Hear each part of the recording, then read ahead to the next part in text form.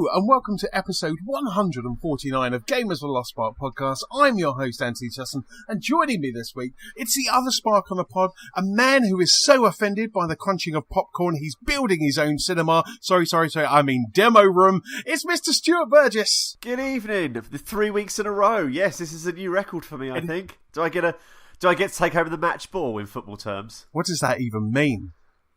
Oh, Antony, when you score a hat-trick in football or soccer for our foreign, you get the match ball. Oh, okay. Yeah, no, I will give you match ball.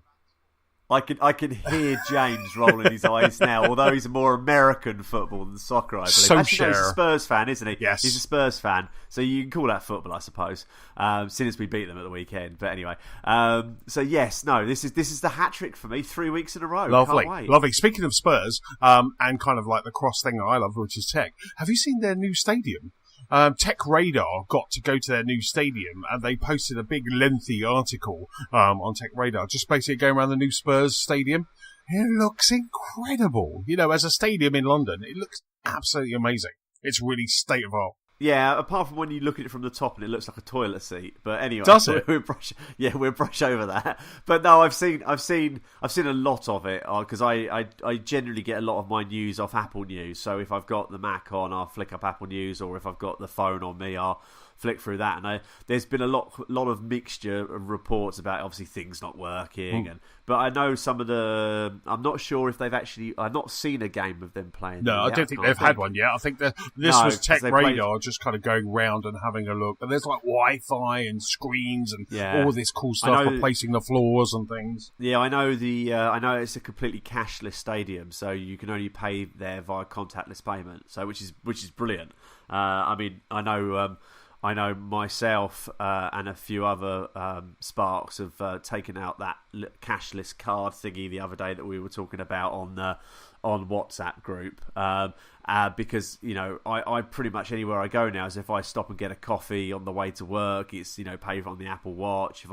If I catch a train and I'm in a tube, I'll generally pay with my Apple Watch or something like that. So, but no, seeing the reports of it and some of the news reports on the favourable side, it does look like a stunning stadium. And hats off to the guys that built it because I've been up to White Hart Lane and that's not open fields of beauty. It's surrounded by houses and surrounded by businesses, and for them to be able to build that there is truly astronomical. Yeah, absolutely. I don't know if it's. I'm sure James was saying when we went to NFL last year that they're going to be hosting some NFL games there. I'm pretty sure he said they was going to. But is this stadium running late? Was it supposed to have been done a while ago? So maybe that was like previously, because I think this year it's Wembley and Twickenham, but I'm sure White Hart Lane at one point, or whatever the new Spurs ground is there as well. And it just looked incredible. I just stopped and just went through that article and just the things that they're doing. I'll stick a link in the show notes if anyone's curious to kind of see it. But anyway, I can't believe we instantly get off onto a tangent, Mr. Burgess. So how are you, sir? How are you, sir? How's your week's been? Because it's been 2 weeks since we podded. Yeah, we've been good. Say we. We're referring myself in the third person now. No, I'm fine as well. Thank you very much. We are great. No, it's been good, yeah. It's busy with work. I'd just like to make a formal announcement that the demo room is up and running. Woohoo! So I haphazardly decided to just test the speakers the other day because obviously all the wires been run, but nothing has actually been tested. So I did some white noise testing on the amp the other day. Right. An amp I know that's working. Then connected the new amp up into that, just sort of like plugging the banana plugs in the back of it, and did all the test tones, make sure all the speakers were in the right place, and then of course thought, well, it's only an HDMI connection into the Apple TV, so plugged the HDMI in and lost an hour and a half just watching film clips. Oh my god, that's just so cool. Yeah, no, it's I would say it's 95% there now. I've just got some titivation to do, so I've just got a fabric wall to put up and some sound acoustic work, what they call the front reflection. But no, it's awesome. I had what was it? I had Deadpool playing in there.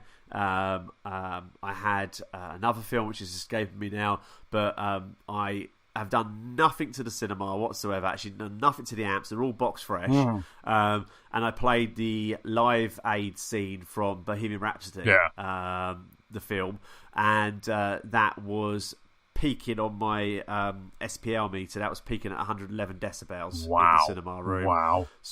So to give you an example, Dolby's reference level for a cinema, to call it a reference cinema, is 105. Right. So that was achieving that at 75% of the amp volume as well. Right. So yes, it's very, very good. I've got a good friend, Ricky from Calibrate, coming this month to calibrate it for me, the projector that is.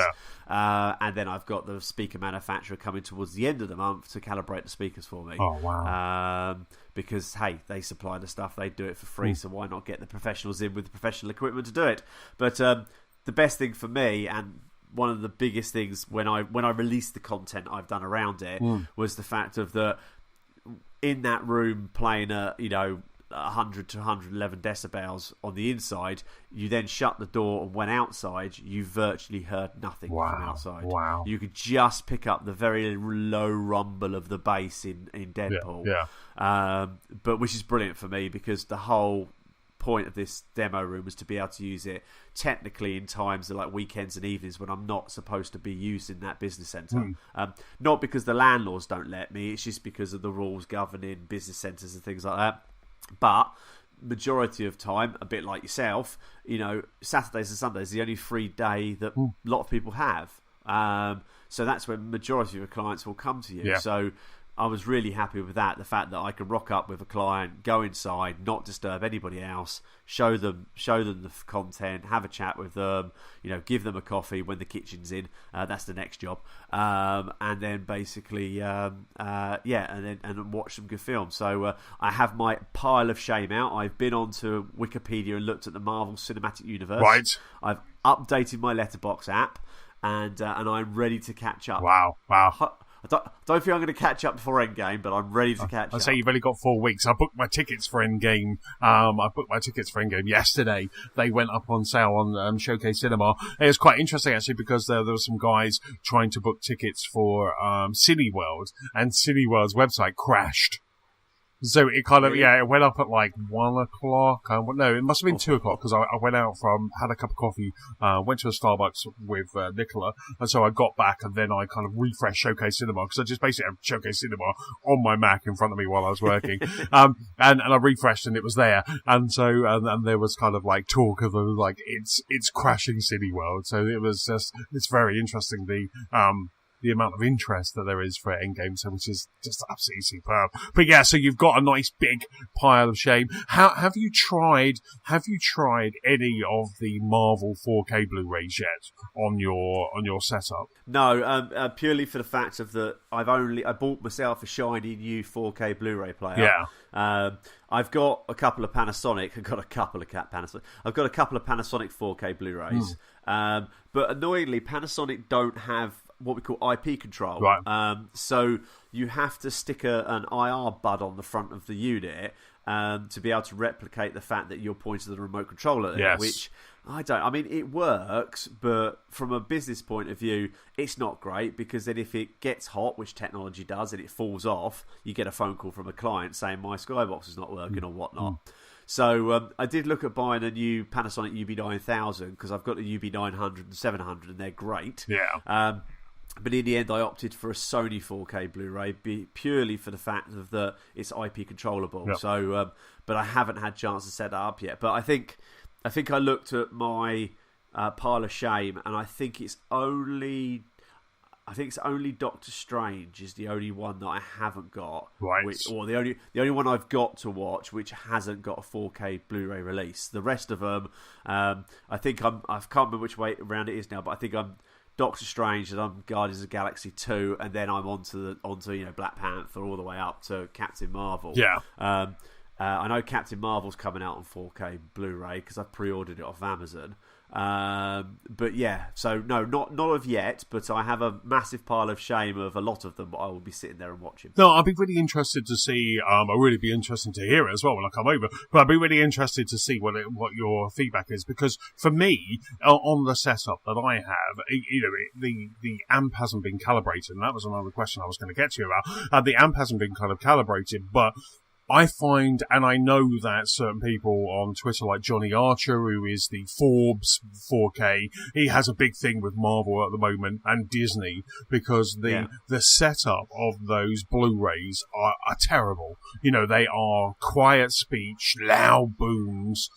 So they have, I think there's a big online petition with Disney to try and get them to kind of just mix them better, just improve the sound. So I'd be interested to see and hear kind of what it's like in your room as well, kind of see if you still get that kind of low speech and loud booms. Not that it kind of matters, but it's still uncomfortable to listen to. Do you know what I mean? It's like the other day I was watching something. I was watching in 4K. It must have been Guardians of the Galaxy, right at the start of Guardians of the Galaxy 2, which is just an amazing start.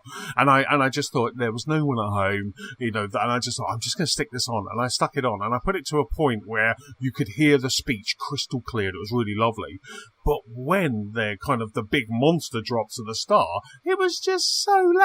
It was just too loud to the point where you had to kind of then take it back down again. And then they're kind of then whispering, and then you're like, take it back up again. And it was just like, and so it got annoying. Like starting this weekend, we want to watch the, Avengers Assemble, Age of Ultron, Civil War, and then Infinity War in the build-up. So we start this weekend with Avengers Assemble, and I've got all of those in 4K Blu-ray, but I'm just worried that I'm going to spend Sunday night kind of upping and downing, the kind of sound, and it's just, and so I'll be interested to see if there is a way that you can kind of calibrate those properly, or whether it's just that's the way they're mixed at the moment. I have heard again from Johnny Archer and quite a few people that people are not happy with the 4K Blu-rays. I'm trying to think; it's escaping me now. The last time I watched one of the 4K Blu-rays of the Marvels, because I think I worked out that the last one I watched was Civil War. That was the last film I watched, and I think I watched that at the BFI IMAX up in London. Yeah.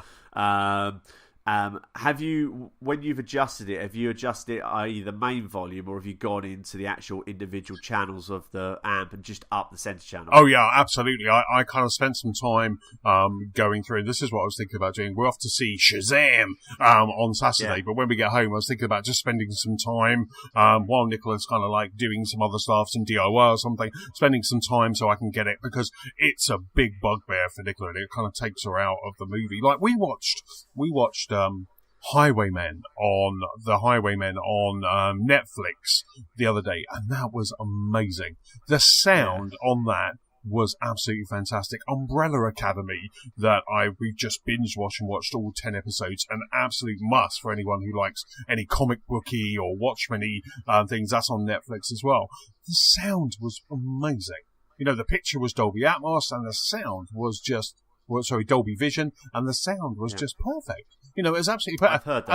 And then you kind of stick on like Guardians of the Galaxy. Guardians of the Galaxy 2 is in Dolby Vision on Netflix as well. And then you stick it on Netflix, and it kind of sounds better than it does on my Blu-ray. And it's like, and there's a real problem kind of with that at the moment. And it's just, like I say, it's a big bugbear for Nicola, that whole kind of, why can't they? Because then she just looks at me like I've done something wrong. Like it's like, why haven't you mixed this properly? But like, same with you, my Denon amp that I have, it stopped being supported by IP controls, as you were calling it. It stopped, and then the other day I just tested the app, and it popped up again. So they've done a firmware on both the app and also the Denon amp, and that's now back to being IP controlled. So I was fiddling around with all of that and just like messing around with that, but still, it's just kind of, it's not quite there, it's just like, next time you come over, you'll have to have a listen, especially after this guy calibrates for you, because maybe you'll have that ear to go, well, you need new speakers, or you need to do this. You always need new speakers. Yeah, there's always new speakers. Always new speakers. Just never tell the wife how much you spent on the speakers. Yes, exactly. But like I say, I'm very excited about checking out the demo room, and I'm very excited about kind of Endgame as well. There was a new trailer dropped yesterday when the tickets became available, and I haven't watched it. Stayed away from it. I was told it was a little bit spoilery, so I haven't gone anywhere near it. Speaking of trailers, just before I came up, they've dropped the trailer for The Joker, the Joaquin Phoenix, and oh my god, that looks so good.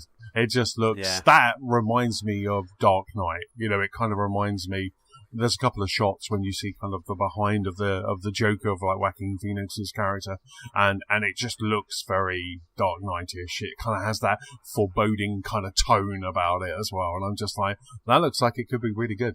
And coupled with Shazam as well at the weekend, I think DC could be onto something here, just concentrating on these individual movies rather than trying to do Avengers. Well, I know that I know I saw something somewhere that Margot Robbie, because they're doing a standalone Harley Quinn movie, aren't they? Birds of Prey, yeah. Which I'm personally looking forward to seeing. People seem to think that, I mean, Shazam, I think I will wait till it comes out to watch it. I've got mixed feelings about it in respects of, I don't know if I quite understand it. I understand the story. Yes. But I mean, loads of people are saying, it's DC's Deadpool and all this lot, but it's just like, well, no, that's only because it's slightly comedy and it's not so serious. But they've got to do something, because I mean, did you see that someone put out April Fools this week about the Zack Snyder? Right. His personal cut of Justice League, right, or something like that. Right. They'd mocked up this old artwork about, that there was unfortunately it was an April Fool's joke, and it was all like how the film was originally intended or something like that. So there's a bit of animosity to DC feature length movies, although I've enjoyed them. I know you have. But when you do compare them to the MCU movies, they are way far behind. Yeah. So it'll be interesting to see what they come with. And the Joker. Is there two Joker movies? No, the other one got canned. So the other one, which was supposed to be, which was that was supposed to come out, which was the Joker from Suicide Squad. That got canned. So I kind of feel that now, I haven't seen Aquaman. That kind of gets released on Saturday. As we're recording on Apple TV. So that's coming out on Saturday. I haven't seen that yet, so I'm looking forward to that. But I kind of feel, for me, I feel that DC should stop chasing the Marvel. They tried to do that, they tripped over. So this kind of Shazam is a fantastic character, and in the comic books he's a fantastic character, and they did a whole summer event around Shazam a couple of years ago, which was fantastic. And I really like, Zachary Levi, who plays Shazam. I'm a big fan of his from the days of Chuck and Marvelous Mrs. Maisel and stuff like that. So I'm just going along because I just want to see him as Billy Bastion. I want to see him as Shazam. And so I'm just like, I cannot wait. We're like 10 o'clock at Showcase in my seat, going to see Shazam. So that'd be really interesting, listening to the sound as well, because then I'll be able to, because last time we were in there was Captain Marvel. So I'll be quite interested to kind of get a feel whether it's DC or Marvel that are kind of mixing their stuff wrong. But see if they're going to ruin Endgame for you. Exactly. Well, when I booked the tickets yesterday, we're not going midnight showing because the movie's like 3 and a bit hours long. Ooh. So by the time you get in there and they do all the trailers and all the adverts and all of that sort of stuff, it's going to start about half past 12. So you're going to be a good 4 o'clock before you get out of there, So what we're doing is going first showing on the Thursday. I've got Thursday off of work. So we're going first showing on the Thursday and just go to that one instead. And that's just going to be, cannot wait. I cannot wait. I'm gonna go crazy on the Wednesday. I know that, my phone will be just shut off and just, I'll be scared of my phone. But yeah, I can't wait. I can't wait to see Endgame. Five Guys don't sell breakfast, do they? No, they don't. They don't open until 11. So but yeah. So the demo room's almost up. What else have you been up to, chap? I went up to XL this weekend, which was quite a funny experience because every time I go to XL, I'm usually exhibiting there. Right.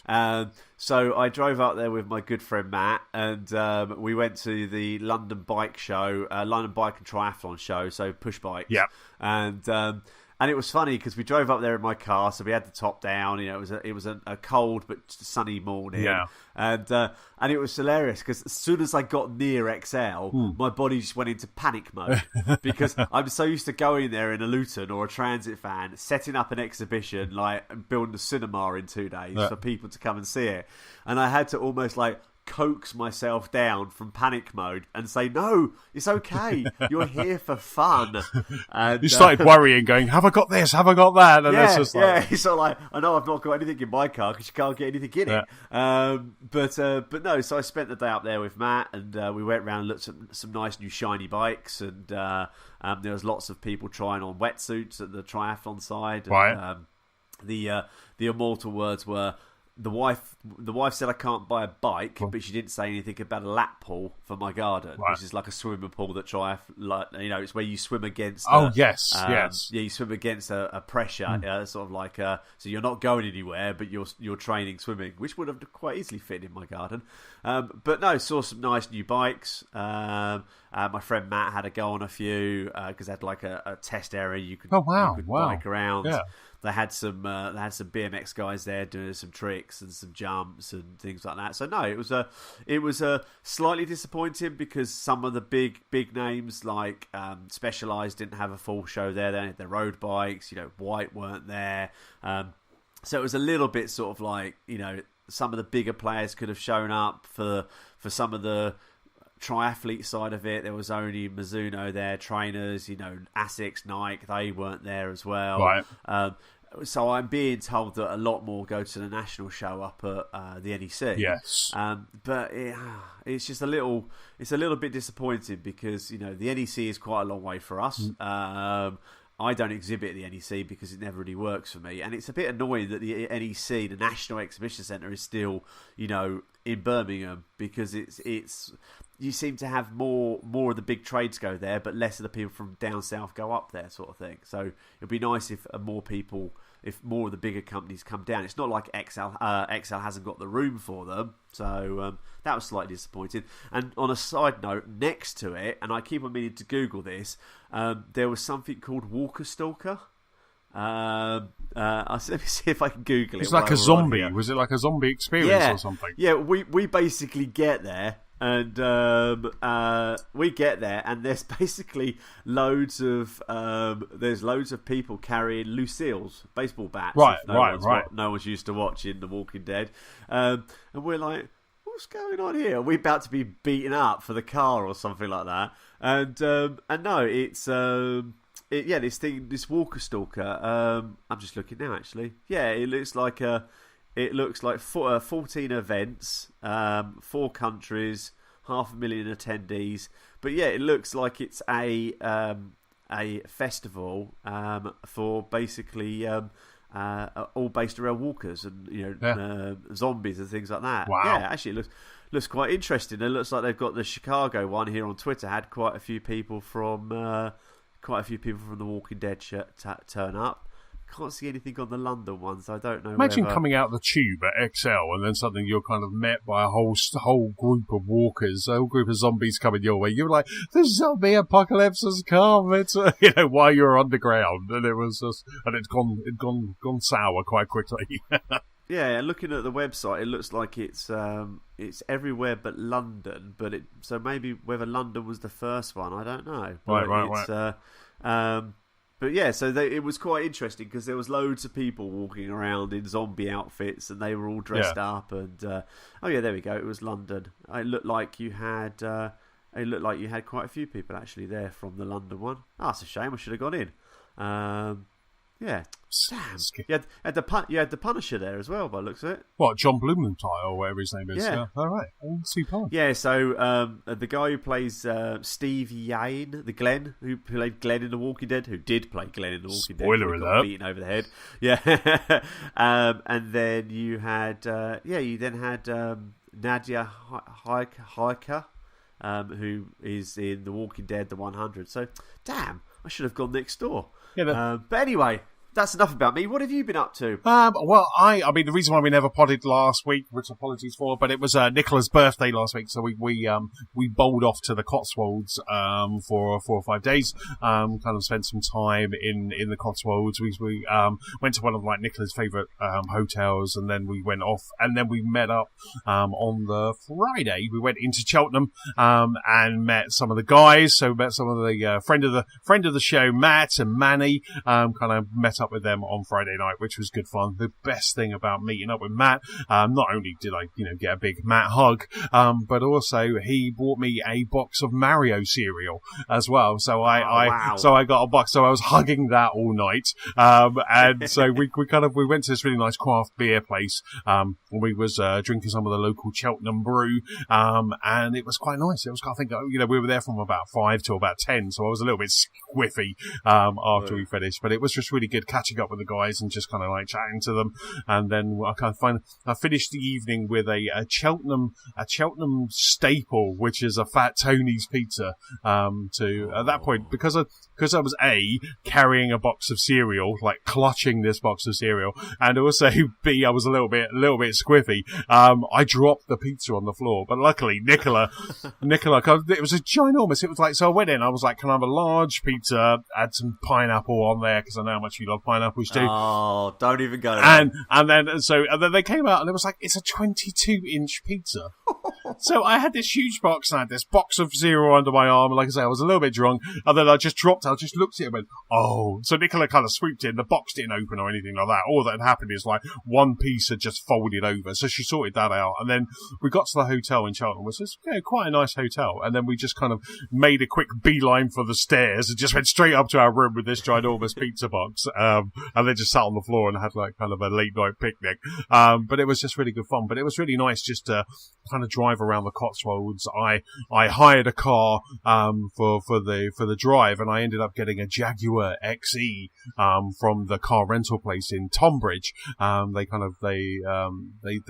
It was so funny because I got there and they were like, oh, sorry. Well, they didn't say sorry. They were like, oh, the car that you've got, the car that we're giving you is a Jaguar XE. Is that okay? They were like, it's only done 20 miles. It's brand new. It's only done 20 miles. And then they were like, they asked if that was okay. And I had the biggest grin. I looked like Joaquin Phoenix in the Joker trailer. I was like, yeah, that's fine. I was like, how dare you? I was like, no, that's fine. And then I took the car, and it was a really nice drive, actually. It was a really comfy drive. Like, I know it did feel, especially when I'm zooming around the Cotswolds, it felt like I was in Forza. I felt every now and then. I saw your comment, yeah. Every now and then, every now and then, because this car really did like punch it, every now and then when we were in like kind of like little country roads, no one around, I just kind of like kicked down because it was an automatic, just kicked down, and I was just like, it was so good. And Nicola's just sitting next to me, she's like, you're not in Forza, she just kept saying it. It would just really made me chuckle. So you do realise that you don't get achievements for the speed cameras in real life. You're going to get loads of posts. Damn it! I thought I was just getting XP. Another achievement. Oh no, it's not. Yeah, I thought I was just getting XP. But it was just so cool. And it was just like, at one point I did say to Nicola, can we go to Broadway? We've been there before, but Broadway's in Forza Horizon. It's one of the one with the long straight. I was like, can we please go to Broadway? That would be awesome. But we didn't go there. We just kind of was around kind of where we were, and it was just really nice just to kind of get away. And the Cotswolds is just such a lovely place. I now know why Matt and Manny are so chilled, because the Cotswolds is amazing, and the beer is just really lovely as well. So yeah, no, it was a really good weekend. So we had like, I think we got back on Saturday, and like I say, we've just been sitting down. We watched, we watched The Highwaymen. Finished Umbrella Academy before we went away, because we couldn't leave that on like us on the end, the last couple of episodes. So we watched that, and then The Highwaymen, which is about two old highwaymen played by Kevin Costner and another chap, Woody Harrelson. It's about two highwaymen that get re-established or reinstituted to take down Bonnie and Clyde. And it's a Netflix original movie, and it's just really good. It's got some great cinematography in it, and it's just like, it's very cool. It's very cool. So yeah, so that's what I've been up to. I'm looking forward to getting back into gaming, because kind of since I went away and kind of got back, I've been playing one game, which I'll get to in a moment, but I haven't really been playing a lot, and I guess we should start talking about the game that I need. I'm itching to get back into. Go on then. I'll start this one off this week, shall I? What have you been playing, Anthony? The Division 2. Never heard of it. It's a tiny little indie game. It's a side-scrolling 16-bit. On the Switch. Yeah. No, this is a game that we've had a couple of sessions, but I'm just dying to get back into. I just kind of haven't got that night yet where I'm just kind of back into it. But before we went away, we jumped onto a session together with Steve as well, and kind of showed Steve the ropes. And I just love that game. I did Sunday morning, played a bit of Forza, but then jumped back in to the Division just to bimble around really, and pick up some of the is it the STC caches? That was kind of, I guess, when I'm on my own, it's just kind of, I'm just going to go around and do those ones that are not attached to a side mission or a main mission. I'll just take one of those that are kind of on their own, but the game itself, and playing, we've played it with you guys, with Steve and yourself, and I've also played it with like Matt and Rob as well, Rob's just there on another level. But it's really good just to kind of jump in with a group and just kind of go through the story and actually start ticking off some of those main story beats, and just really start putting some shape into the world, and really just kind of start enjoying Division 2. It was quite nice because that's the first night that we jumped in, and then I think we jumped in together. Yes. And then we stumbled across into level like 25 or something like that. Was trying to work out why the hell it was so hard. And then Rob jumped in, and what I quite liked about it was that, okay, so where are you? What have you done? And it's like, okay, well, we've done this. Okay, have you done this? And like, we had about a 5-minute conversation as we were doing a few little challenges. It's like, okay, so what you need to do is go off and do this, do this, do this, and then you'll get this. Yeah. So we did that, and I think we were on there for a fair few hours, weren't we? Maybe 2.5, 3 hours, or something like that. And then that night, Steve was still waiting for his copy to turn up from Boomerang. Yeah. Which I don't think it ever did it, or did he cancel? I think he must have cancelled it. He's got Pokemon now, hasn't he? Okay. I saw him play. What did I see him playing the other night? I think he was playing Kingdom Hearts. I think he was playing the other day. Right. And but then what was quite good was then the next night, I think James and some of the guys are in a group of their own, because obviously, as I saw your tweet out to the developer, could we please make the groups more than 4, which would be really nice. So they jumped on earlier than us and were busy doing themselves. So we jumped in, then Steve jumped in. It's like, okay, so then we were like, Rob was the night before. Okay, so where are you? Okay, we need to go and do this. And although I think you'd done one of the levels 3 times then, I'd done that level twice, and the other levels. It was just quite cool because we were trying to unlock something for Steve, which we'd already unlocked, but we were all sort of going around in the clan together, and it was just a giggle. Yeah. It was just a really good laugh. I did really enjoy it. A few times I've gone in on my own, and I've only been wandering, but I do sometimes find I accidentally brush against like 6 or 7 people, and it's really hard. Yeah. And I either do really well, or I just put the gun over my back and start running in the opposite direction like a girl, screaming, "Leave me alone!" Stop it. But no, I'm loving it, and then, like you, really, I just want to jump back in. I can't help but feel some of the guys are now at a higher level. What level are you on now? Where are you? I don't know. I think I must be about level 10 now. I think I'm level 10. Yeah, I'm about 8. Yeah, so I'm about 8 or 9 now. So yeah, I think Rob has got to the end game, and he's now talking about world tiers and things like that. So either the world is crying or he's leveling up. But I would just be like I say, I'm looking at kind of the weekend and what just to jump back in, because I just think I'm itching for when we can just all just kind of jump back in and play some, because I want to do the Dark Zone. This is a game that has definitely got its hooks into me.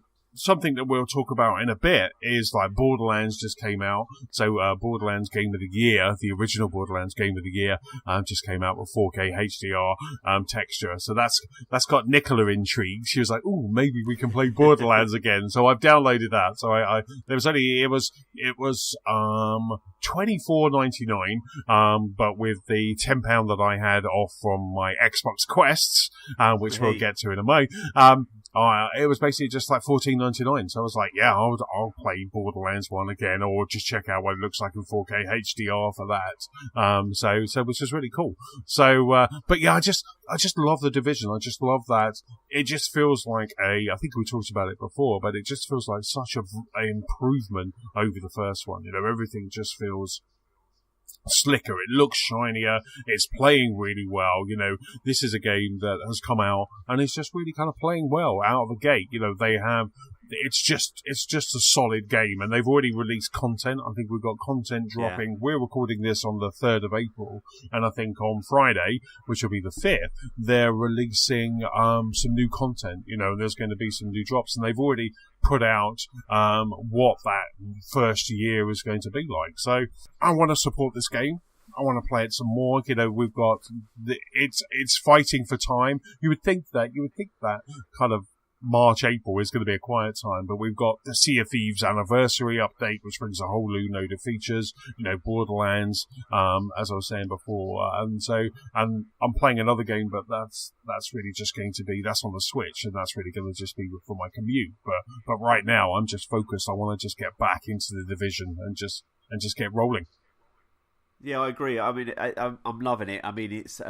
I've had a busy couple of weeks work-wise. I've a lot of my spare time. I've been trying to finish the demo room, and I have found myself getting back, having dinner, and then just literally watching some Netflix and just it's always weird because I generally listen to podcasts all the time. So I'm listening to our own podcast because I like the sound of my own voice, or I'm listening to an IGN podcast or a Kind of Funny podcast, aren't I? So I'm out listening to like Kind of Funny Daily, going, I can't wait to get back tonight and play a game. And then I go to work, and I'm at the moment I'm working in a server room, so I've got my AirPods on, and I'm listening to podcasts all day pretty much because I'm on my own. It's quiet, and I just and then I get home and I'm absolutely shattered, and I just I came back tonight and chucked on a game that I'll talk about in a minute, and was sort of was really, really into it to the point that I'm like, blimey, we're supposed to be podding in a minute, but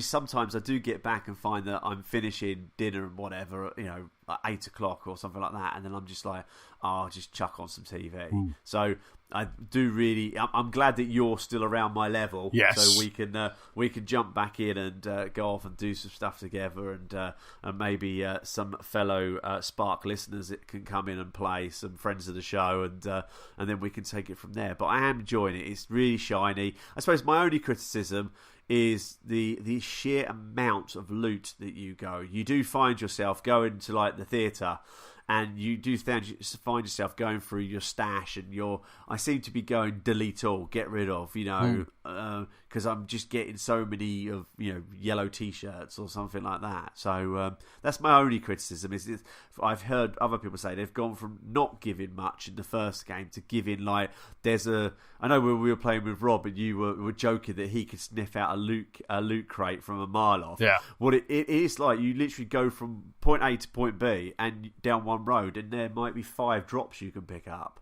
But hey, there's been some interesting stuff there, and I know the other night when we played, we both had our robotic flamethrowers out, which was quite funny. So cool.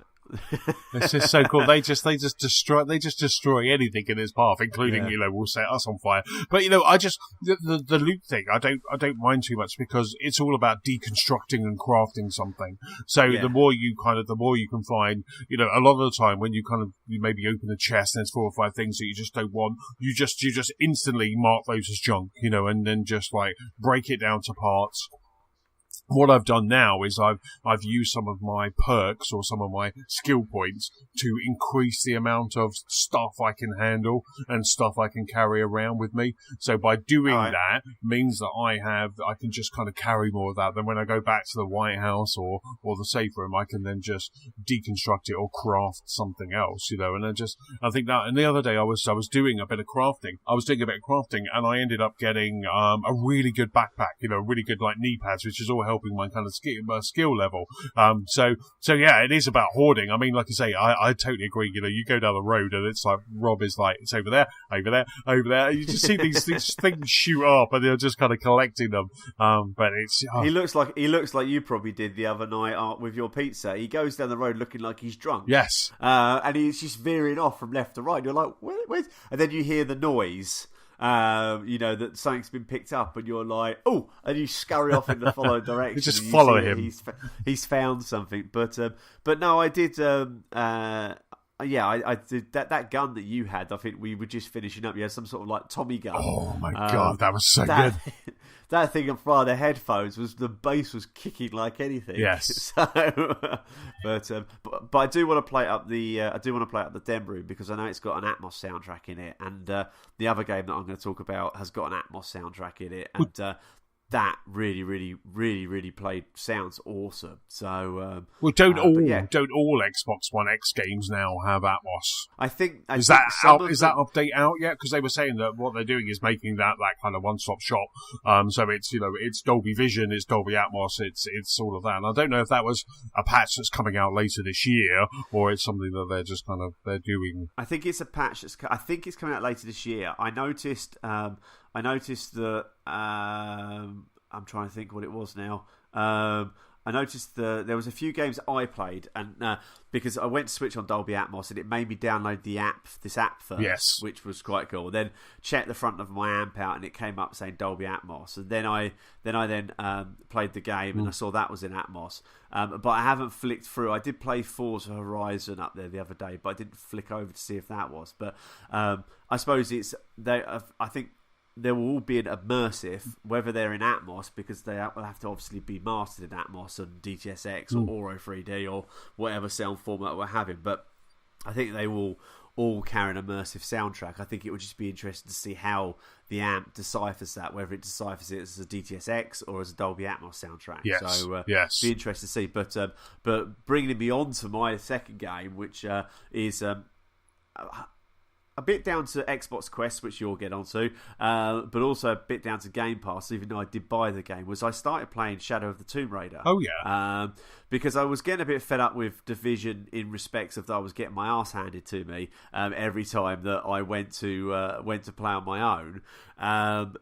And I thought, it's getting towards the end of the month. I want to get some of those extra bits and pieces on Quest. So, let's play Tomb Raider, because I really enjoyed the first game or the last game, and I've been playing that, and I'm a couple of hours into it, really enjoying it. And I tell you what, up in the Den Room in Dolby Atmos, it just sounded phenomenal.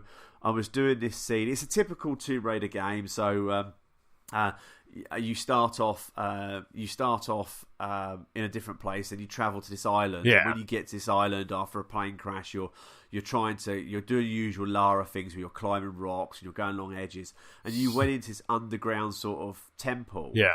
And just the droplets of water coming from the ceiling, like you would get in a set of caves, was just sort of reverberating around the room, and you could hear all 13 speakers in the Den Room, just all playing something different, like a noise from the back. And God, that sounds so amazing. It was. I mean, and I remember watching. An X-Men film. I think it was Days of Future Past. I think it was. Right.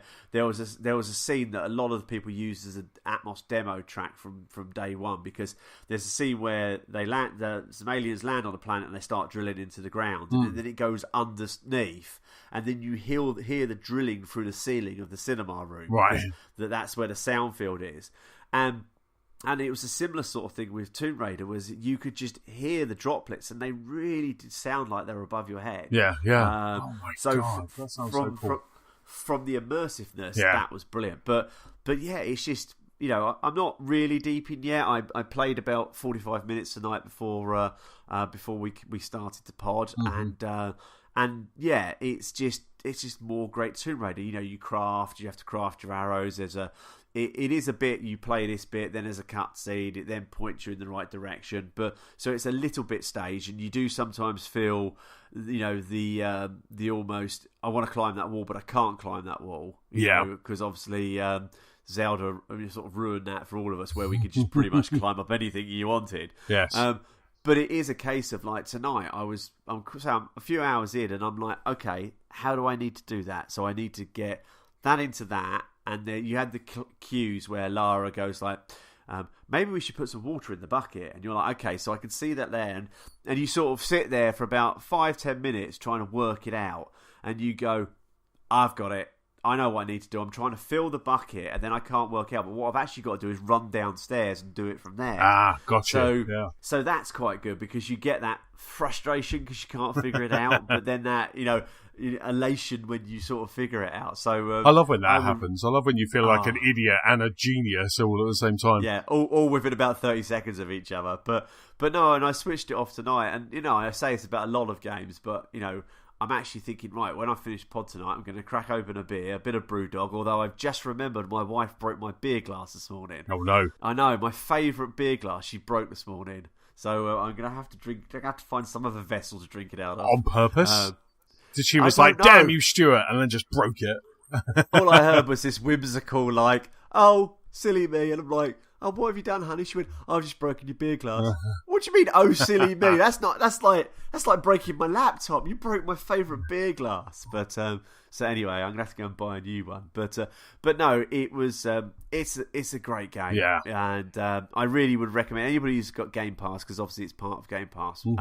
Download it because it's. It is a really, really fun game. If you like the first one, you'll definitely like it. And if you like that sort of, a bit of strategy, a bit of problem solving, and you just want something you can play on your own, which is a little bit different, a Sunday morning game, as I know we often play.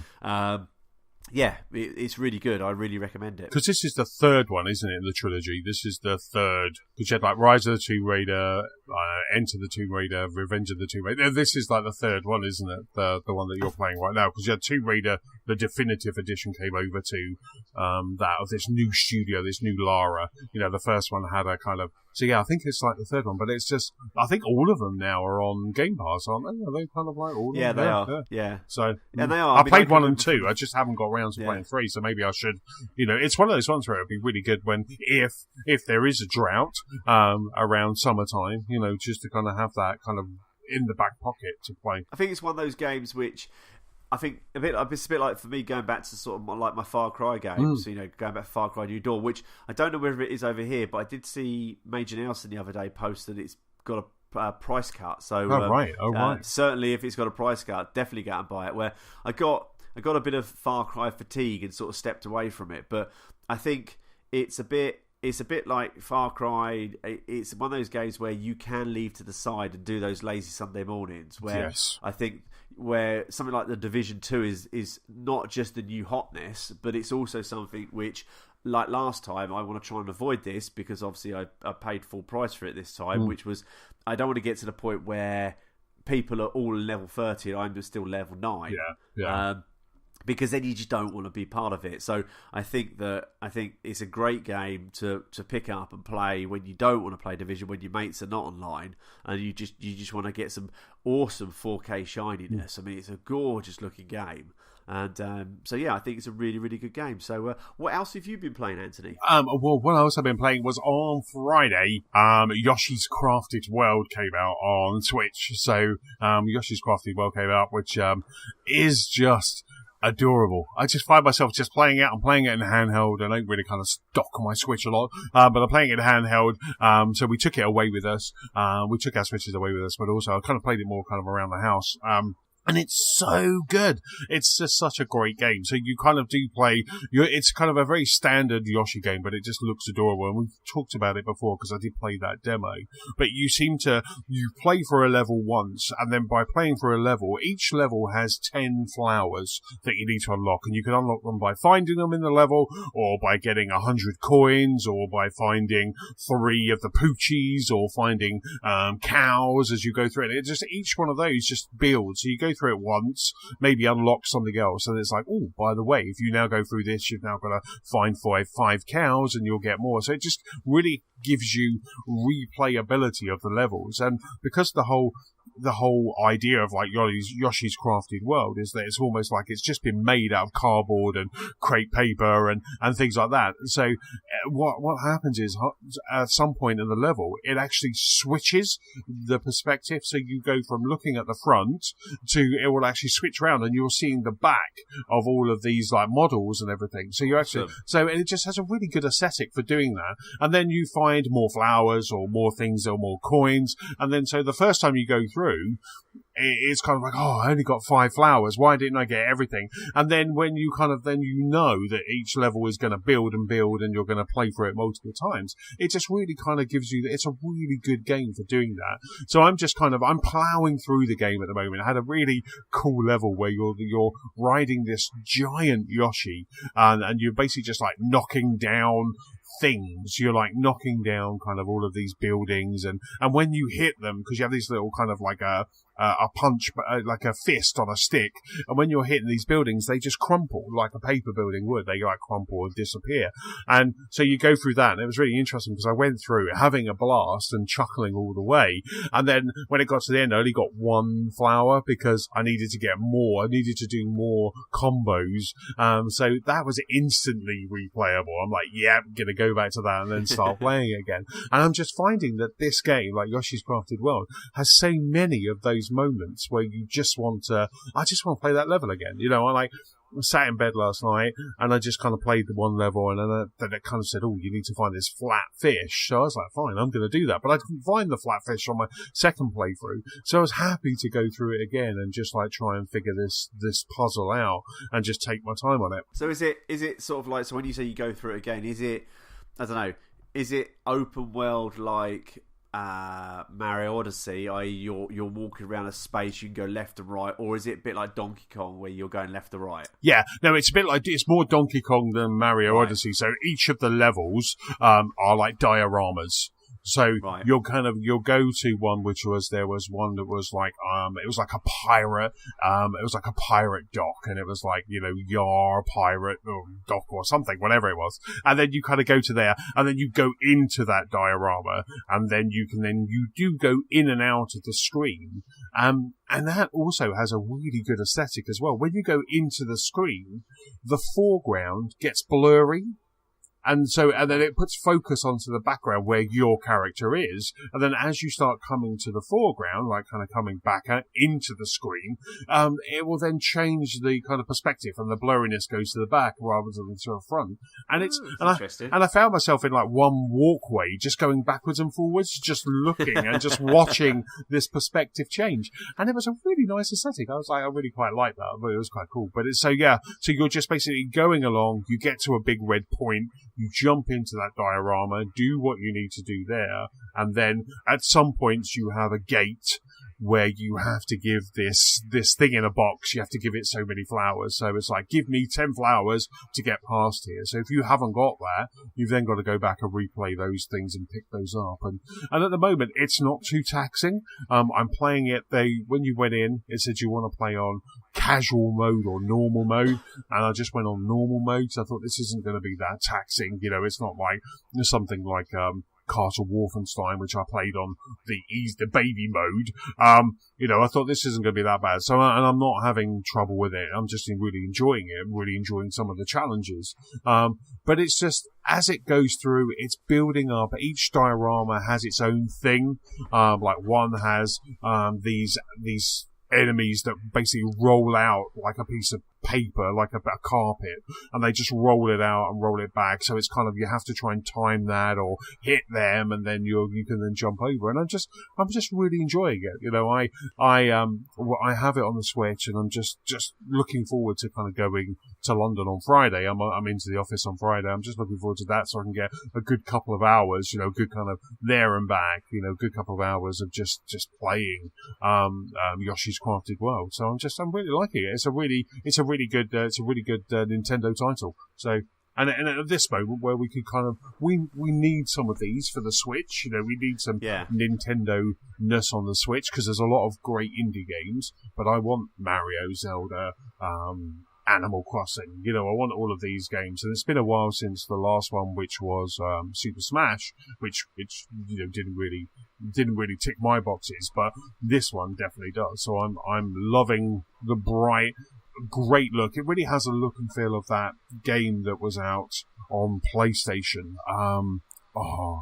I can't remember what it's called now, but there was a game out on Unfolded or something like that. Tearaway. It kind of has that look that was on the Vita, and I love that. It kind of has that look and feel to it. But it's really cool. I'm really enjoying it. It's a really great game. I did see some screen grabs of it. I've seen some articles where they've shown it, and it does look like it. I mean, obviously it's a typical Nintendo game. It's got that look, but I think you're right. I mean, I'm guilty that because I mainly drive places, I very rarely will go on a public transport, and then when I'm at home, I'll play on the Xbox, or even when I'm at work, and I want 5 minutes out, I can play on the Xbox as well. So, but I think that's for me where the stuff that twofold really. I mean, I'm really happy things like Cuphead has come onto the Switch, because I think I'm more likely to play it on the Switch than on the Xbox. But I think it's the Nintendo-ness which is what's great about that console. And I think that hopefully the crossover they might do with Xbox and bringing some titles across would be brilliant. But I just think that it's those Mario games I really enjoy. The Donkey Kong I really enjoyed. Captain Toad's the puzzle game that I played when I went to Greece last year. I played that on the plane. I've really enjoyed, and it's those types of games which is what the Switch is so good for. It just takes you away. I mean, Pokemon never really got me. I know you completed that. I did try. I really did try. But I think the last game I really played on the Switch, which I really really enjoyed, was Mario, right. And that was the one that had me on a Sunday night, sitting in the lounge, on it whilst the girls were maybe watching some TV I didn't want to watch. But and I think it's those games where the Switch is so Nintendo. It's great to have it there. Yeah, absolutely. It was really funny because the way that Yoshi's very woolly. He's very kind of felty. He looks like more like kind of felt, and especially during the opening cutscene, he looks really felty, and Poochie the dog is kind of very like that as well. And I did just find myself when I fired it up and I was playing it, I was like, imagine what this would look like in 4K. Imagine what this, and I know we're not going to get it, and I know it's hilarious, and maybe there were rumours while we weren't podding last week that there is going to be a couple of revisions for Switch, that there could be one that gets a bit of a graphical bump. Never going to go to 4K, we know, but it was just like, imagine what this would look like. Imagine how felty and how furry he would look in 4K, and I was just like, but you just want to rub the screen. Well, exactly. It would just be like, but I just thought, fine, I'll just I'll enjoy what I have, and I am enjoying what I have, but I let myself just kind of go away for a moment, just kind of imagine just if Nintendo embraced 4K, just how amazing all of those games would look. Maybe they should make some. I'm just thinking about my Forza Motorsport Xbox controller I've got, which has got the Arctura sort of like underside to it. Yeah. It was the one that was released when Motorsport,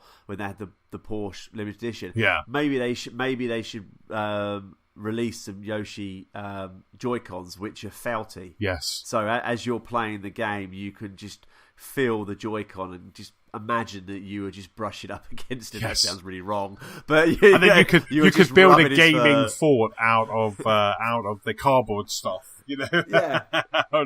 James has got a few forts, but that's for the bunny rabbits more than him. Yes. What's that Nintendo cardboardy stuff? What's that called? Labo. Yeah, so you could build a fort out of Labo and then get a felty controllers. But that's Yoshi's Crafty World. Like I say, I'm a good couple of dioramas in. I've still got a lot of game to play, but I'm going to be playing a lot of that over this weekend.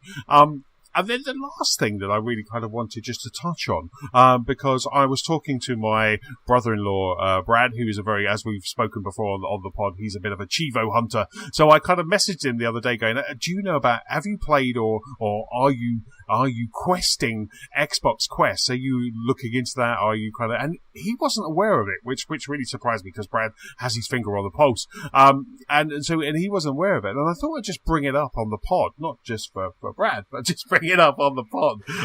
Just because I don't know if people aren't aware of Xbox Quest. Now, what Xbox Quests are is every month Xbox give you a whole bunch of quests that you need to do, that you need to complete. And these quests can be found in the My Rewards app on the dash, or you can also go into the Xbox Game Pass app on iOS or Android. And so basically what you have is you have a whole bunch of quests that are normally geared around Game Pass games, aren't they? Yeah, normally around... I went and looked at them tonight, and because that's one reason I started playing Tomb Raider. But I went there tonight and just started downloading, and every single one of them is a Game Pass game. Yeah. So you've got like one this month, is that it's called Pedal to the Metal, and you've got to basically get an achievement in MXGP3, MotoGP 70, and MXV ATV Reflex. So all of these motorbike games are all available via Game Pass, so it's nothing but your bandwidth that you're using. And, a spoiler alert, the MXGP3, you can get an achievement just by buying a pair of goggles, and you get enough money right out the start. So it took me about 2 minutes to do that, and I checked that off. But that gives you 600 points. And then what happens is you start amassing points, and if you buy games digitally, I think you also get some points as well. So it all kind of goes up to a title. And then what you can do, as I said earlier, which I've done with Borderlands, is that for every 5,600 points, you can then trade in for a £5 voucher against games. So you basically get a £5 credit against your next Xbox purchase. You also get the chance, if you want to gamble, you can gamble your points that you've earned with sweepstakes as well. Do like a win an ultimate Xbox experience, or do this or do that with those as well. You just need to go to the redeem side. But I just thought this was really cool because, like I say, this month it started on the 1st of April, and they've got things for Absolver. So you need to get 2 achievements in Absolver, and you'll probably get that in about half an hour. And then and then there's basically play a new game. So play a game that has come out on Game Pass in March. And then the great thing is you can just buy in that rewards app. By clicking on that, it will take you to a filter in Game Pass and show you the eligible games. So you just play Batman Arkham Collection, and off you go. You get a couple of achievements, and I just really like this idea. It really kind of, if you're stuck for a game but you have Game Pass, or maybe you're overwhelmed by the amount of information that's in, or games that are in Game Pass, just by doing these quests, just jump you off onto another game. So you're like, I'll check out Absolver, which is quite a good game. I played one yesterday, which was Operencia, and I could not get on with that. I was like, do you know what? I don't care about those quests. I'm just not going to do it. I don't think they've done it this month, but last month they basically had a bonus 800 points. If you completed all of the quests in March, you then got a bonus 800 points. And, then it was Tomb Raider, and there were some other games as well. There was... Yeah, because I was trying... Was it a Hellblade? I can't think of his name now. Yes, Sanoa's Sacrifice or something. Yeah, that one was a stunning game, but there was one bit I just could not get past it, and I was just like, yeah, I'm not worried about the bonus. I'll just live with the fact that I only got 2/3 of the points. But I completely agree. I mean, I think I've got £30 on there now, and also it's not just Xbox, because if you go to the redeem side, I can't think if it's on the Xbox, so you have to do it via the website. But you can actually, if I remember rightly, you've got Starbucks cards on there, you've got Debenhams cards on there, you've got Pizza Express cards on there as well. Wow. I think. Don't quote me on that. I know Starbucks. I know Debenhams is there. I didn't see Starbucks because I just converted my money to Starbucks vouchers.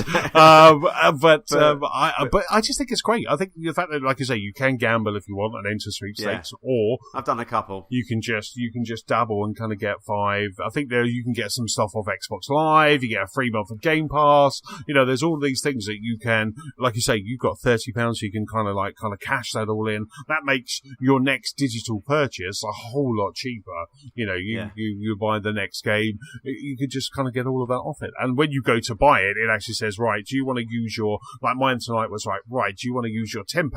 And then after that, what credit card or what debit card do you want to use for the rest? So it's really easy. It's not a faff, because some of these point schemes can be a bit of a faff. But I just find it's really cool. It just jumps you into new games. It gives you a chance of kicking the tires for something. You know, it's fun. You get some cash for it, and also it just kind of who doesn't like a quest? Who doesn't like that gamification of doing that? You know, and then start going, well, I've got all of the quests this month. You know, it's quite cool. I just really like it. I think it's a great idea, and I just don't think it's been publicised enough. No, and I think you're completely right. I think it's great. I mean, okay, it's great points being prizes and everything like that, but I think it's, if anything, you know, it's got me. What was the game you played last month? The one where you're ahead, you know, the head. Oh, Headlander. Yes. Yeah. So I jumped into playing that on the other Sunday morning, I think it was, and although I haven't gone back to it, I was a bit like, this is quite good. It sort of scratched that little puzzly itch, you know, in the same way Tomb Raider did, where you think, okay, I've got to fly out through that way where only my head fits, get on another body, but I think, more importantly, I think it's a great way for, you know, potentially for indies who can come onto Game Pass, and then they can then get extra saturation. People can find them by putting them then on the achievement side of it, on the point side of it. So I think it's hats off to Xbox. I know we say it a lot, but hats off to Xbox, because there are so many games coming out now that actually, you know, it's great for those games to be put forward. I think if you take it across to like Apple's keynote from last week with Apple Arcade, you know, I mean, as they said, you know, easily fact is that people play free games because they're free. And then they're losing the value of the fact of that a paid game is a service that is there because it costs money to make it. So actually bundling these all into like Apple Arcade or to Game Pass now, where you pay your subscription and you could just be on a train, or you could be in your house and you can go, that looks interesting. That's a car racing game, or that's a puzzle game. I'll play that. Or, you know, because you played this, you might like this. And I think that's just great, because I think with more and more of us are playing more games that we, you know, would have probably, that Headlander one, I probably never would have played that. I would have not looked at it twice, because it's not a AAA, it's not a big game. But, you know, now I've got the game's downloading whilst we're podding on this week's quest, and I've got, you know, 28 days or whatever it is to complete them. So yeah, it's just something to do when you don't want to play a AAA, or you don't want to jump online with your friends. Yeah, absolutely. I just think it's fantastic. I love this kind of extra feature. And like I say, it just because Game Pass is such a great feature that they're just constantly bringing out new games all the time. You know, there's always like they're like, here's 4 new games, and you're like, oh my god, you know, and it's like, here's another game. So it's great just to kind of have a quest, just to kind of jump in and just help you, like I say, play the games that are just out this month, or play the indie, you know, the ID and Xbox games, and it just helps you just filter those down. And like I say, who doesn't like a bit of extra cash and gamification? So, right, on that note, shall we jump into the news? We might as well. We're over an hour in. Oh, my goodness. Before we start with the news, don't forget you can rate, review, and subscribe to this very podcast for free on iTunes, Spotify, and also on YouTube. In the news this week, the UK pre-owned market takes a dip. As if by magic, Borderlands 3 appears. And also, we have a PSA that you won't want to miss. But Stu, the first piece of news, sir, is with you. Yeah, it's sort of a bit of a three-pronged story, to be honest. It was one of those ones where I was sort of not scratching around, because there's quite a bit in the press, but I was sort of having a look around, and sort of 3 stories came to light, and actually I think they all sort of fall into sort of one article, really. So first of all, pre-owned game sales are in free fall in the UK. So obviously there's a big market in pre-owned games, and this article was from Eurogamer yesterday. And it reads, pre-owned games in game sales in freefall in the UK, according to a new report. UKIE, the trade body for UK's gaming and interactive entertainment industry, released new data today revealing pre-owned software was down 30.8% year on year in the UK, from a value of 98.2 million in 2017 to 67.9 million in 2018. Wow. I know, it's amazing. The significant drop is in pre-owned games, comes amid the uptick in the UK market overall. Software revenue exceeded 4 billion for the first time, up just over 10% in just up 10%, and hardware was up 10% to 1.57 billion. This is but the massive pre-owned sales drop can be more directly related to significant increases in digital online revenues, which were up 20.3% to a record 2.01 billion. Wow! So the article goes on to talk about people like CEX and Game, who obviously have to re-strategize the business after the last few years on the second-hand market, because it's just not there anymore. I mean, I know you're pretty much all digital. I know I'm 99% digital. I only really buy a game when I'm not sure. Right. And I know obviously you rent some of the games where you're not sure about it. So it's not great. I mean, I know you can probably go on eBay and places like that and buy second-hand games, but I just don't think people are buying physical copies anymore. No, I think, as you said, I mean, that article said the reason why you've got this seesaw is because digital is up, and you can't do anything with that. You can't trade that in, you can't take that to a store. So if digital is up, if digital sales are up, there's less items to take in, isn't there? The gone are the days where you go in, just before Call of Duty's out, with a big old stack of games you've been playing all year, go and trade those in. That's all gone because they're all online. So you do have to kind of have that trade-off, I guess. Yeah, I'd agree. I mean, it's interesting because the second article I'll jump onto, I'm not 100% sure if this is in the UK as well, because the article is from GameSpot. So it references GameSpot and references a few other retailers, but it's late last month it emerged that Sony would no longer offer PS4 game codes at retailers like GameStop. Sorry, I've lost my place. GameStop and others beginning on April the 1st. The thinking following the GameStop and other affected brick and mortar stores would take the hit as a result. While it's too early to say for sure, GameStop believes the move by Sony won't have a much negative impact. I mean, what do you think? I mean, what do you think about Sony not? I mean, I've never understood you going into someone like Game over here in the UK and buying a digital code, because I mean, obviously I know you PC that you do it, and then I can only see that you gifted it to someone. I think the only reason I'll go in, and they do basically go on in the article to say, which is GameStop is uniquely positioned to sell a vertical currency, so they actually sell the cards for the like PlayStation and that, which to me, I mean, I'm still sort of been once bitten, twice shy about buying stuff. I'll never buy anything on the PlayStation with my credit card. I will always go to Amazon or go to CD Keys or somewhere like that and actually buy a voucher and then buy the game on the console.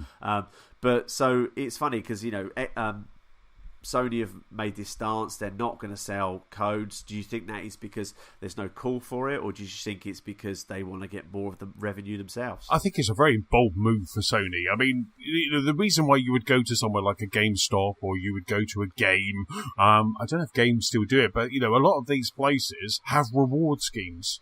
So, you go in, you buy your game, they give you a reward, you amass amount of points, and then you similar to Quest, you then go in and then you you spend your money there, or you trade in your physical games, and then you get that, and then you buy that code. So I think by taking the retailers out is quite a bold move, because it's been typically known that people like Sony, Nintendo, and Microsoft, they have to kind of keep those retailers sweet at the moment, because they need them to sell consoles, even though Microsoft has its own store now, and I think my Xbox One X I think I bought from Microsoft, and controllers I bought from Microsoft. So, but it's just really interesting to see that they are doing that, and I'm guessing this means Amazon as well as GameStop in the US, that you can't go on, because you can go onto Amazon right now and buy a Division 2 code for PlayStation 4.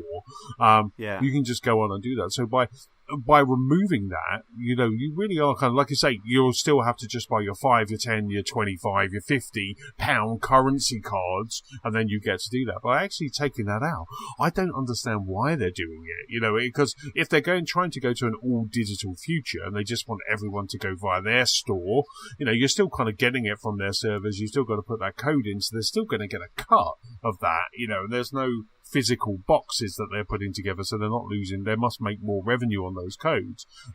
But by stopping someone going there, because if you're like someone who just loves buying stuff in GameStop in America because you get your rewards, you get all of that sort of stuff, you're just going to go back to buying physical, and they probably want you to start moving to a digital platform because they make more money. So it doesn't make sense. If they were kind of going, right, in PlayStation 5, this is what we're going to do, I could kind of see that would make more sense. But right now, it's very interesting. I wonder how Nintendo and Microsoft will react to that as well, whether they'll, either make a point of it at E3 and go, you can buy those game cards in any GameStop, and actually make a point of it, or follow suit.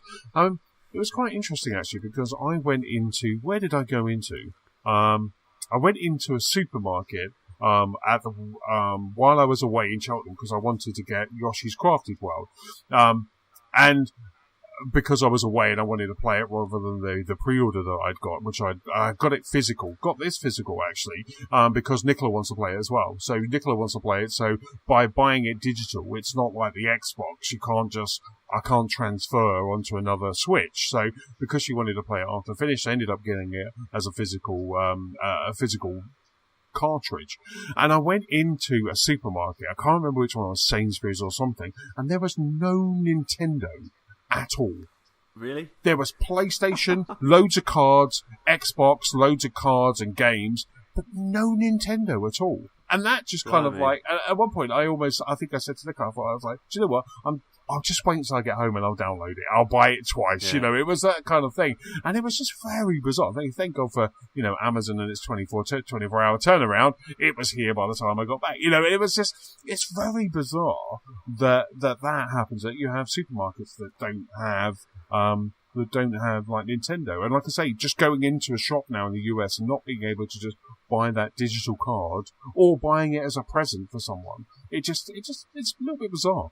It's a strange move by Sony. I think and I think that a lot of people, and I think a lot of us are hypocritical because we'll buy it online or we'll buy it from Amazon because it's so easy. But it's just showing you that the fact of GameStop, at the bottom of this article, it says GameStop recently reported earnings in its fiscal fourth quarter and a full year, and it could have gone better. For the full year, they lost $673 million.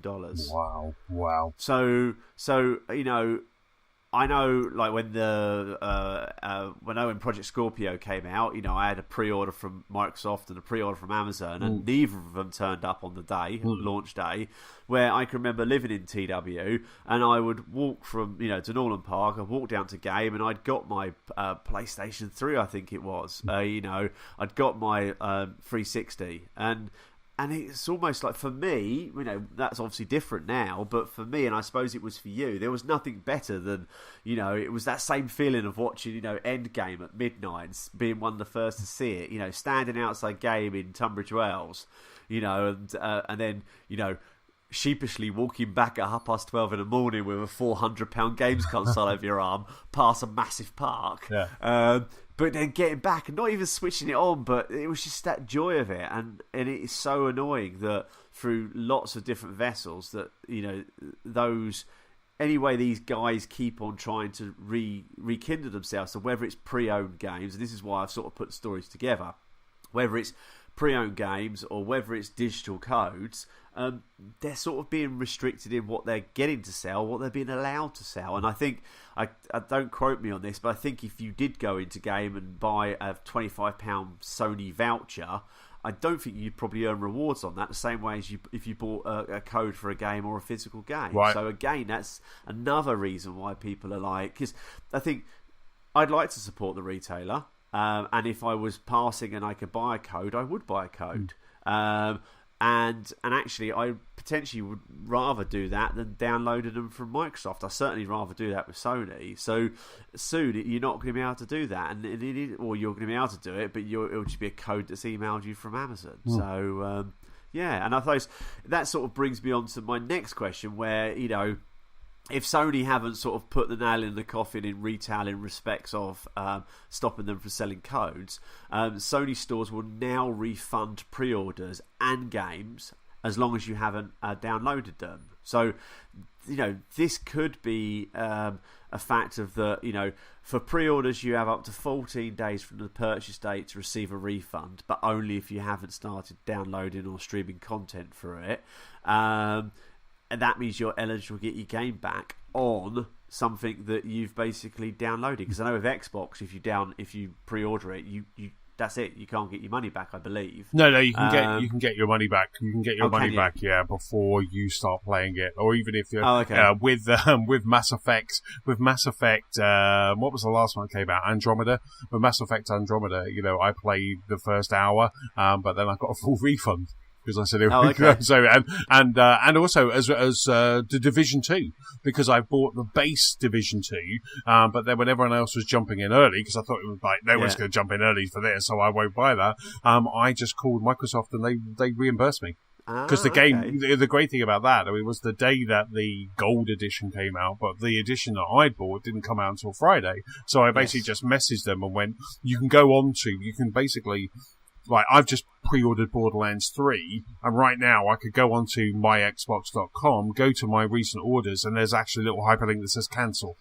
And you can just click on that and you can cancel that. So, and I think that, similar to Sony, I think that's like 14 days before or something like that. But even, there's extreme circumstances, as I was saying about with Mass Effect. Because I think with Mass Effect, I hadn't played that game. I'd played the 10-hour trial via EA Access. There was some way around there. And they just happily refunded me. Ah, okay. They are saying on the article, one thing, if you do want to take advantage of this offer, is to make sure that automatic downloads are turned off. Which is kind of the point of a digital pre-order, really, isn't it? Exactly. Yeah, let's download a 90 gig file at midnight when we've decided that we want to keep it or not. So, I know there's a lot of people out there who don't pre-order, and I think that developers are making it more incentivized, like early access. So, like you said with the Division.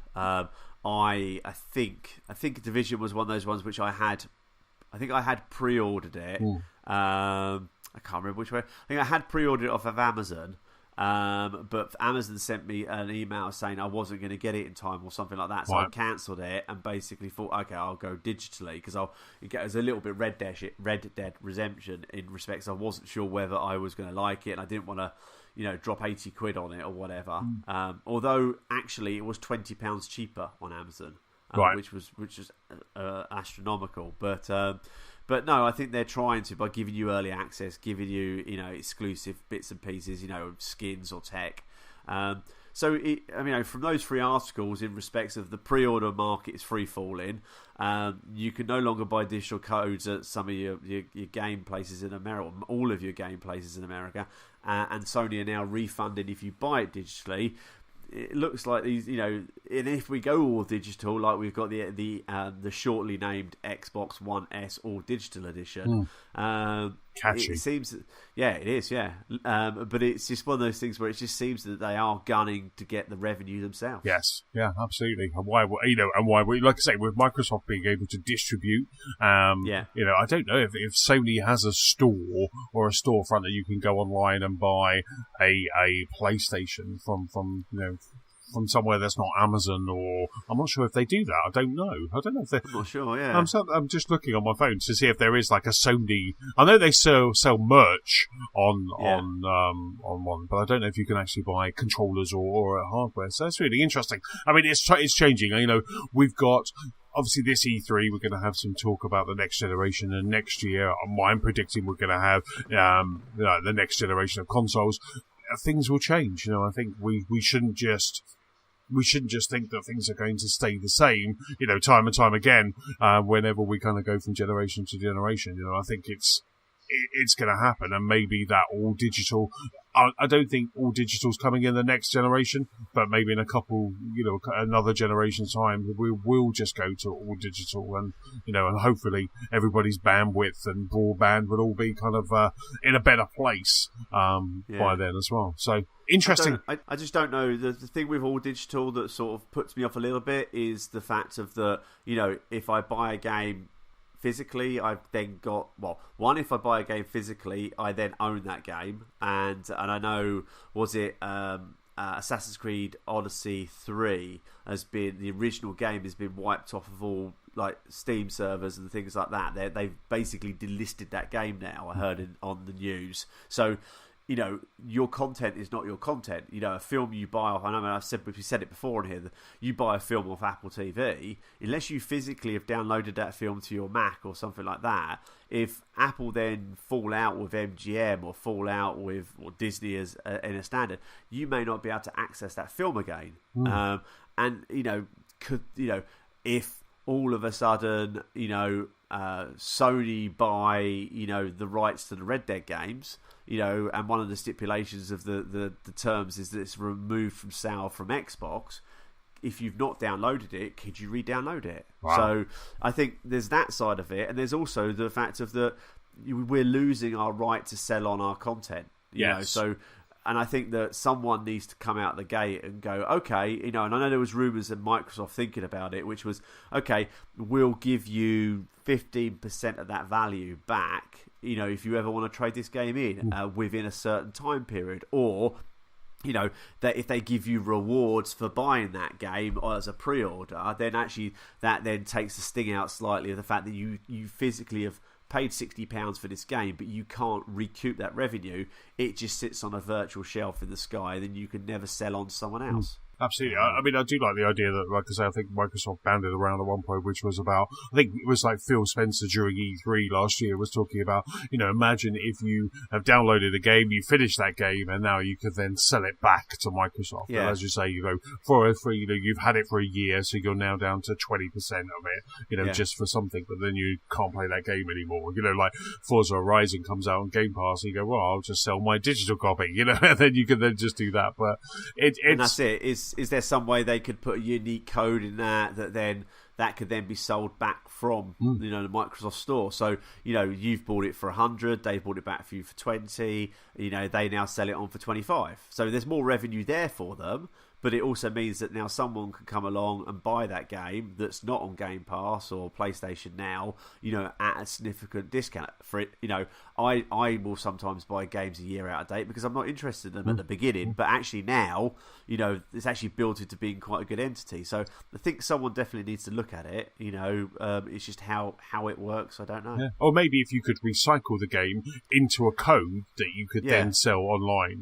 Maybe something like that. They can just say, right, I'm done with Division 2. You hit that recycle button on the main dash, and that gives you a code, which you can then either give to someone, give to a friend, or you could then just kind of sell on eBay or something like that. But then this is getting deep now, because then it's that case. Then you start talking to the developer, and it's like, well, if the developer's not making money out of that second copy, where they would make money out of that second copy if that second copy was purchasable from Amazon. But that's just like like pre-owned games, isn't it? We had that debacle years ago where they would have the online pass, where you would buy something like FIFA from Game pre-owned, but you wouldn't be able to take it online unless you paid £10. And that soon went away once EA started to milk that.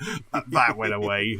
EA milked something, never. Anyway, that went away quickly. We're getting too deep into this. Let's get on to some Borderlands. Let's get on to some fun. Some fun Brazilian guns is what they have promised us in the newly announced Borderlands 3. While I was away, we were in the Cotswolds in the hotel room. I said, I need an hour because Gearbox, they were at PAX East, and they were showing off and releasing information about Borderlands 3. We had a teaser trailer, a very stylized teaser trailer going before this event, and then we went into the event, and I think we have to take a moment to just talk about the self-indulgent magic act that Randy Pitchford we have, right? So it was a PAX East panel. panel that was full of Borderlands fans. And so they come out and they kind of, talk about, you want some Borderlands? And everyone's like, hey, yeah, we want Borderlands. Give it to us. We're going to wreck this place. It was just like, everyone was uber excited. And then Randy Pitchford goes into a magic act because Randy Pitchford does magic on the side. I think he's kind of friends with Penn and Teller. He has a magic. You have a demo room. He has a magic room in his house where he puts on shows for people. And so he then takes like 20 to 25 minutes. It felt longer, and it probably wasn't that, but to do a magic act where they were showing that they had a Borderlands card game, and they had one guy going to go through, and it was very clunky, it was very awkward, and he signed a card, and then they went over to this girl who had a pack that was sealed, and then she found the card. It was your standard magic trick. But Randy Pitchford, so we have this announcement about Borderlands, and then so he then just takes the time just to do this magic act, and I'm just sitting there at this point, because I didn't take any headphones with me at this point. I just basically just muted it. I was just watching on my iPad and I just muted it. So I'm just watching that, and Nicola's like, "What are you watching?" I'm like, "I don't know," And then so I really don't know. And then so they did that. They went off. They came back. And then they announced that the Handsome Jack collection on Xbox One X is getting a Ultra HD bump. So it's going to be 4K HDR. And so that's coming out for the Handsome Jack collection. So everyone went wild. That actually came out today. So you get Borderlands 2 and also Borderlands pre-sequel now have 4K HDR. So they did that, and then there was a little bit more clunky and a little bit more weird, and then they announced that Borderlands, the original game, was getting a Game of the Year, which they thought was a lot funnier than anyone else thought it was. A Game of the Year edition, considering this came out in 2012, a Game of the Year edition, which is also remastered for Xbox One, PlayStation 4, and PC, and that came out again today, and that was about £24.99 UK pounds. So that they announced both of those. And then they went away, and then they came back again, and then they brought out a whole bunch of devs. And then Randy Pitchford came out and he had a jacket on, and then he took his jacket off, and on the back of his shirt was a ginormous 3, and it was again, and then he just stood there. I mean, I just felt sorry for these devs, because these devs they've obviously been working on Borderlands 3 for ages, and then you just had Randy Pitchford he was enjoying the moment. You got to give the guy, he was enjoying it, especially he's had a bit of a rough year already this year. So he was just enjoying that moment, but he was just enjoying it maybe a little bit too hard. And then, so they went down the line. I don't know if they'd rehearsed this at all, but they clunkily went down the line introducing everyone, and then they went into a Borderlands 3 trailer. They went into it, but it stopped working because they basically had a laptop or a USB stick, which is quite funny considering the news around Gearbox and Randy with a USB stick. But they basically had a USB stick or a laptop trying to run a 4K version of this trailer. So it didn't work the first time. They tried to, and again, Randy's there kind of vamping on stage, and then they got it running, and I think it stopped. And at this point, I was just like, oh God, what is happening? It was so awkward and so, but so funny. And then eventually they showed this awesome trailer that was for Borderlands 3. They because of the clunkiness and the stop-start, they actually showed it twice, which was quite nice, because after that I think it was then available online, but they actually showed this trailer twice, and it looks fantastic. The whole kind of Borderlands franchise, they're sticking to the same cel-shaded, which of course you would. It's what Borderlands is known for. But running that on a new engine in 4K, in HDR, it just looks so good. It looks so shiny. Seeing all those guns drop and the big line, kind of the big indicator kind of sticking out of the guns, it was just like, I cannot wait to play this. And as I said already on the pod, I can't wait to play it so much that we've downloaded the original Borderlands and the patches for the pre-sequel and Borderlands 2 as well. Nice. I mean, I heard some rumours on the grapevine that about the magic trick. I think it was one of the other podcasts, and that there's a few jokes on Twitter and that saying they should have installed VLC or something like that to play the video back. But no, I mean, I'm guilty in respects of that. I haven't played the Borderlands games, right. So I'm this is a great testament to the fact that actually, if you do reimagine a game, you remaster a game, you bring it out, you've got a new crowd. As I said before, it was actually listening to this pod, that sort of got me back into gaming. I mean, a few years I would always buy the consoles and I'd buy the games every now and again to play on them, but I was guilty of just being one of those people that played FIFA and COD and didn't really, look around on some of the other bits and pieces. So I certainly might use some of the money from my Quest revenue stream and go and buy some of these and actually go back and play these before the next one comes out. So it's certainly saying, and I think we were saying earlier before the pod, you had the Borderlands Telltale saga. I've never hugely got on with Telltale games. I've heard stuff about Walking Dead this week, and I started to play season 1 of The Walking Dead, and it just didn't really get me. So maybe I go and do a bit of a Borderlands sort of like binge and play some of the originals, try some of the Telltale stuff, and assuming it's still available. And then before the new games comes out. Yeah, exactly. I mean, for me, it's just like, Borderlands has always been a big one. Like, Nicola and I played Borderlands, and for me, it's kind of, it's a bit Far Cry, it's a bit Division, it's a bit Diablo, it's kind of all of those things kind of all mixed into one. You have, you pick your character, you get guns given to you all the time, there's upgrades for your character, so you have the skill tree, you go through that, and just seeing your character get more and more powerful, and the guns that you get kind of get more and more berserk, and you do find you get to a point where I think in Borderlands 2 got to a point where I just halfway through the game I found a gun, like a gun and a loadout that I just didn't change for the rest of the game. Yeah. It was just it felt so amazing. The guns in Borderlands were just amazing. I had a gun, a rocket launcher, I was one of the big beefy guys, and I just absolutely loved it. It's kind of one of those games where it just plays so well. It is kind of go off, do a mission, turn that mission in. There's always some really funny characters, very tongue-in-cheek. The art style, I just absolutely love. The music, they had Ain't No Rest by the Wicked was for the first one. Shortchange Hero by The Heavy was the second one. Ain't No Rest by the Wicked by, I'm blanking on the group, and I was just listening to it as I was making dinner earlier. And it's just, and it's just so good. Everything about Borderlands, I just love. It's very tongue-in-cheek. It's funny. They had some really good DLCs as well. They had a whole zombie DLC, which was good fun. And it's just such a great game. It's good to see it come out. And the great thing about Borderlands, the Game of the Year edition, the original being remastered, is they've added like a quality of life update to it as well. They've added some of the things that they added in 2. They've now retrospectively gone back and added to 1, such as a mini map and just some things that people were going, oh, this would have been really good in the first one. So they've not only given it a 4K HDR bump, they've also added extra features as well, and you get all the DLC. So that was Borderlands 1 and Borderlands 2 and the pre-sequel. So they have that. And then so Randy kind of came on. They showed the trailer twice and they said, right, that's it. We'll have more news on the 3rd of April.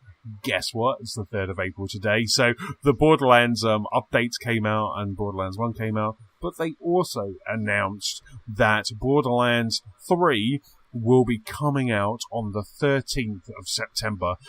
So it'll be coming out on the 13th of September on PlayStation, Xbox, and it will also be coming out on the Epic Games Store. So it won't be coming out on Steam. So it's coming out on PC, but it's going to be exclusive to the Epic Games Store for the first 6 months. So, interesting. Yeah, so they get basically an exclusive, which is very interesting. Randy Pitchford has gone on Twitter just basically saying, we own the IP, we own the distribution, we have chosen to put it on the Epic Games Store. Because at the moment, I'm not a big PC gamer. Stu, you're not really that kind of much of a PC gamer, but at the moment I think there is a bit of a battle going on with the launchers. So you've got Steam launcher, you've got Epic's launcher, there's a whole kind of big battle for who can get exclusivity and get people kind of spending their money that way. And Borderlands have chosen to kind of launch in the Epic Game Store exclusively for the first 6 months. It does seem quite sort of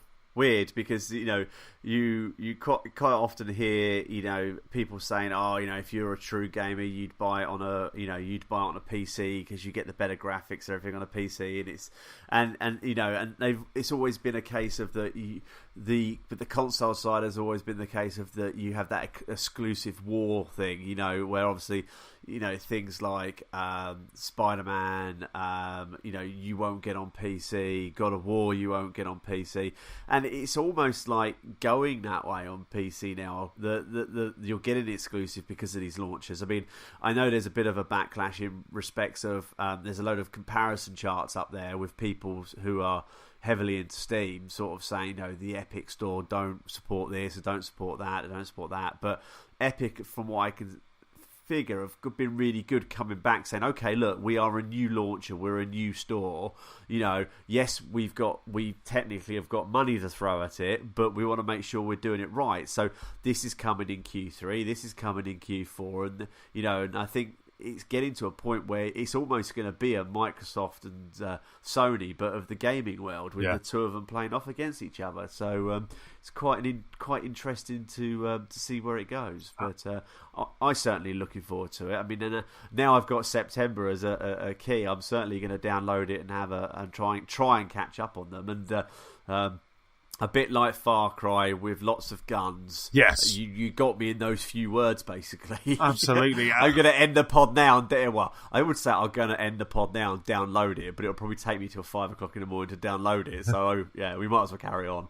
But, like I say, they announced September 13th. So it's Friday, September 13th. It's quite funny. I've already stuck it into, Nicola, stuck it into our diary. I just put Borderlands 3, and then the iPhone calendar thing was location. And I was just in your face, is where this is going. And they've, at home. The greatest thing about this announcement, is that they've shown the box art. It actually got spoiled. It got leaked by Wario64 on Twitter just before. It was either late yesterday or this morning. But the Borderlands 3 box art just looks bonkers. So they had box art for the standard edition, the deluxe edition, and the super deluxe edition. I believe there is also a Diamond Loot Chest collector's edition as well. But they kind of announced that they're the 3 editions. All of those are available to pre-order on Xbox and PlayStation, and but they just kind of shown all of those, and it's just amazing. It will probably be the pod art for this pod, because I just absolutely love. You were lining that up earlier. Absolutely, I just love this picture. We'll call this the Super Deluxe edition of the podcast, because we'll use that kind of gold shiny art, because it looks so cool. It's just, there's loads of guns, lots of characters, faces are in the flowers around the main character, the psycho character in the middle. So I just think the great thing about Borderlands is they do just go all out. And the interesting thing that I'm finding about all of this is, in a couple of weeks' time, we've got Rage 2 coming out, and Rage 2 is looking like Borderlands. I'll be really interested now to see how Borderlands-y Rage 2 is. So the original Rage was an okay game. I remember playing that. I went away for business to South Africa, and I bought an Xbox at the airport, because I was like, I've really got nothing to do in South Africa for 2.5 weeks. I was working, so I just bought an Xbox on the way, and I just had 3 games, and Rage was one of them. So I just I eventually got it set up to the hotel TV that I was staying at for a couple of weeks, and I just ended up playing Rage every night. So I'm looking forward to Rage 2, but I'll be interested to see how Borderlands-y Rage 2 is. Yeah, again, I've read a few articles, heard some good stuff about Rage, so it's another one that I think be certainly interested to see what people think about it when it comes out. Whether it's a day oneer for me, I don't know. I might sign up to Boomerang and basically download it from there, see what the other Sparks are saying. But it certainly looked quite interesting. So we'll have to wait and see. Absolutely. So Borderlands 1, 2, and the pre-sequel are now available on Xbox One, PS4, and PC. PC doesn't have HDR support, but the others do. Like I say, and Borderlands 3's come out on the 13th of September. So that's all that Borderlands news encapsulated. If by magic that will disappear. And Stu, you have another piece of news. Yeah, we're going a bit switchy now, so we're going to switch to the Switch. This is good. We've got PlayStation, Xboxy kind of, and now Switch. Yeah. I like it. We're multi-platform and PC. And PC. Yeah. Can we talk about Google, that stupid name? What's it called? Stadium. Stadia. No. Yeah, it sounds like something I go to the doctor to get a cream for. But anyway, we'll digress. So new Nintendo Switch controller looks like it builds in voice chat. So a third-party controller for the Nintendo Switch promises to bring one of the most requested features to the platform: easy in-game voice chat. PDP's Face-Off Deluxe Plus wired controller is slated for launch in September, and it boasts the first controller to use a separate chat functionality.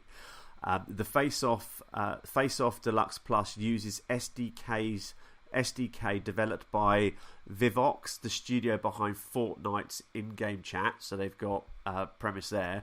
It offers a 3.5mm audio jack, built-in audio controls, and lets you plug in a standard handset and chat normally without going through Nintendo's awkward mobile chat app. The controller also features interchangeable faceplates, 2 programmable buttons, like the previous Face-Off Deluxe controllers. Pre-orders begin in May. According to the company's blog, it will cost $25, which is a bargain, and comes in camo red and purple camo at launch. Last year's outgoing Nintendo president Reggie defended the company's decisions to tie its voice chat to mobile services, claiming it's easier for consumers because it uses the phone and it's always with you. I don't get that, but anyway. No. He also pointed out Nintendo tends to make unconventional choices for features like online gameplay. So that would be awesome. I mean, I know there's been a few. I don't think I ever jumped in on it, but I know there was a few frustrated evenings, which I think didn't transpire in us creating our own Discord group because of you lot trying to play Mario Kart and then using the app to talk, and people were just giving up after a while. Absolutely. I think at one point when we were playing Splatoon, I think we were actually using Xbox game chat. I think we had an Xbox party, and then we were playing, and then we went on to, Matt kind of created a Discord. And this is fantastic, and I love this. You know, when we were talking about earlier about the news that happened while we were away about that revision of Switch, the one thing I would absolutely love is for them to have Bluetooth headphones support, you know, but I have to still have my wired ones, which I'm supporting now, my Bose ones. I have to have those in my bag. I use those when I go into London now because if I want to listen to, because, you know, my kit for this year, which is listen to more kind of gaming soundtrack, and so I just have those with me rather than my cordless ones, and it really pains me. But the only problem I have with this is that it's wired. You know, I can't use that in the movie room. You know, if I'm playing in the movie room, I can't use that. You know, that does not work for me because it would either have to be a really long cable, and still the switch is so kind of far back and embedded back that it would just be really, really clunky. Which is such a shame, but it's a good first step, I say. As I say, it's a good first step. I think it's, you know, whether it's just the fact of obviously at $25, you know. Yeah. I clicked on your link. I was like, I'm going to buy this, you know, and I was just like, oh, it's wired. But it's one of those things where obviously it's easier to use if it's wired, you know, obviously because you've got a physical link. It's going to be cheaper, so maybe they're testing the water. The good thing is if it does use a 3.5mm jack into the... how it connects to the Switch, I'm not sure, but if it is on a 3.5mm lead, then actually it potentially could be extended. Right. You might have an issue with latency. I don't know. I mean, I found when I tried to do that with my PlayStation camera for VR, I put one extension cable on the camera, and the lag was just horrendous. You couldn't do it. Wow, really? So it's interesting, but as you say, I think it's a good trip forward, and I think that hopefully people will buy it. I mean, at $25, I think if people just want Nintendo to change their way, they should just find $25 down the back of the sofa and buy it. So then the developer or the manufacturer comes out and goes, look, we've sold X amount of million of these worldwide, and Nintendo actually sit there and go, oh, okay, we're losing revenue here. Maybe we need to look at this again. But as you say, hopefully, if we are getting new shiny Switches, they know the data, they know what people are doing with the online chat, and I mean, it's just ludicrous that it's not built into the Switch. Absolutely. The same as Bluetooth's not in this day and age. Yeah, I mean, imagine, if you're on a rooftop playing Switch, you got it in handheld mode, you got it plugged in, you got this plugged in, you've got your headphones, you got your speaker, you're playing Fortnite. I can see how that works, that's a really good controller. I just think for me, sitting back on my sofa like an old man on a Sunday night, I won't be able, I won't be able to use that. But if I've got my Switch undocked and I'm being cool, in a coffee shop, smoking some fools in Fortnite, then this is going to be absolutely perfect. And I just think this is going to be, it's a really good, like you say, it's a good wake-up call for Nintendo. And I kind of feel that they need things like this. They need people to either come out with a really, really good peripheral, or they go, oh, we should be doing that. I think you're absolutely spot on. And, this is just version 1. Maybe by version 3 of this controller, we'll have, it will just get better and better. I think there's some very successful, very forward-thinking companies that have made a lot of money out of the main manufacturer's inability to see that market. If you look at my industry, you look at Sonos, the wireless music system. There's a company called Flextron who've made a load of money out of making accessories for Sonos speakers, stands and extra leads and things like this. So much so that it's actually changed the manufacturer now into making some products of their own. So let's just hope that this shows a gaping error in Nintendo's arsenal, and they do something about it. Yeah, absolutely. Fantastic. Excellent. So last news story is with you, and it's all twitchy. And it's still staying on Nintendo Switch, which is fantastic. And this was the PSA that I was teasing, the public service announcement. Now, this was fantastic. This was, again, I think this came through Wario64 on Twitter, who just kind of finds deals and lots of new information. But this is basically, if you are a Twitch Prime member, and Twitch Prime you actually get by being an Amazon Prime member.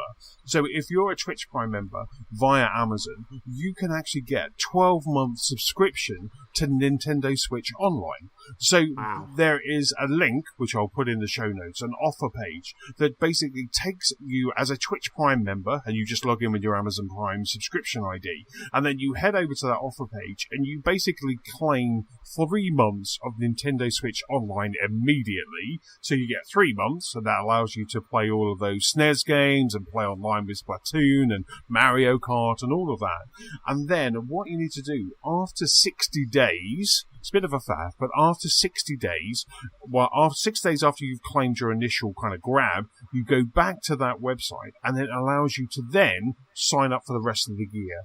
So you basically have 3 months, and then at the end of that, you can then go in and you get the rest of the year for free. And I just thought, as an Amazon Prime member, that's just something just to jump onto, because you just get, a free 12-month subscription to Nintendo Switch Online. I just thought that is such a good bargain. It's such a good offer that maybe people don't know about. I think a lot of people, I know that a lot of other podcasters use Twitch subs as a form of revenue, because I know the kind of funny guys push it. So I think that if you have, if you are a Twitch member, and you have obviously Amazon Prime, there actually seems to be quite a bit of stuff tied to it, like gifting your £5 to a podcast, or this is brilliant. I mean, I'm just at the bottom of the article about the controller.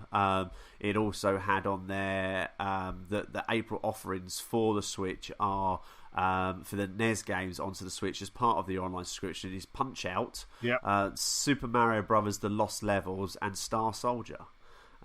So again, a little bit like Game Pass, well, not so much like Game Pass, because if you're going to get your subscription for free, and now you get your NES games for free, and you've got Twitch Prime, which you'll get as part of Amazon Prime, just open up your web browser and sign on. It's a no-brainer, really. Well, exactly. You're doing your Amazon Prime membership because you want your free shipping and all of the Amazon TV, but you're saving about, I think it's about £20 or £25 or something like that for 12 months of Nintendo Switch Online. So I just thought this was fantastic. I saw this and I just thought, right, it was kind of the first thing to add to the pod page. I just thought it's fantastic. Like I say, it's a bit of a faff that you've got to wait 3 months to go back and then do it for the rest of the 12.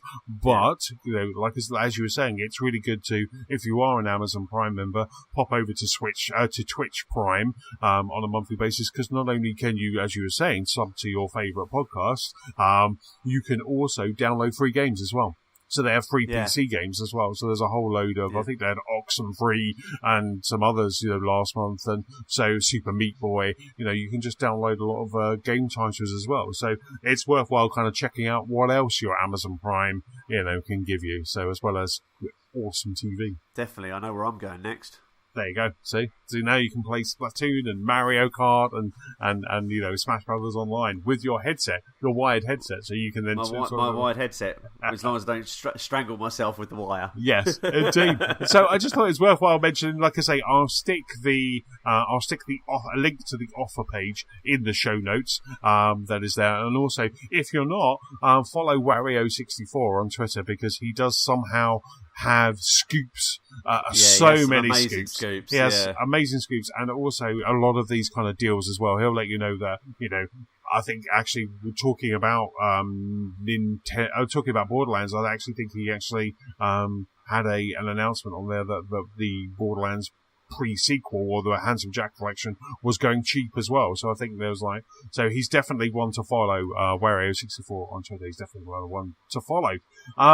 So that, I can't believe it. We've kind of had Xbox Quest at the start, saving money, and now, Nintendo Switch Prime membership as well, kind of saving money. What an awesome episode, Stu. I know, we started out also talking about cinemas and zombies and bikes. I mean, I don't think there's not much we haven't. I would say let's get on to Brexit, but that would definitely turn our user base off. So let's not go that low. Let's leave now. It would just depress me. But let's leave now on that high note. So big thank you for listening. Also, Stu, big thank you for pulling up a mic. Pleasure as always, my friend. It's funny, I've been doing this for years and I still need to scroll down to what I need to say next. Don't forget, you can keep up with us at gamerslostspark.com. You can also find us on Twitter. We're at LostSparkPod. You can find us on YouTube and also on Gamers Lost Spark, PS4 Community and Xbox One Club. Stu, where can people catch up with you? Yeah, I had to scroll down as well to find out what my Twitter name was, so I need to remind myself. So I can be found on Twitter as Mr. Stuart Burgess, also on Xbox and PSN as General Letdown. Excellent stuff. For me, I am Chessman on Xbox Live and Nintendo Switch, PS-Chessman on PlayStation Network, and Chessman UK on Twitter. Don't forget, if you have any feedback or questions, please send it to our email address. That's feedback@gamerslostmark.com. That's about it. Let's say goodbye. Stu. Goodbye and happy gaming. Bye-bye.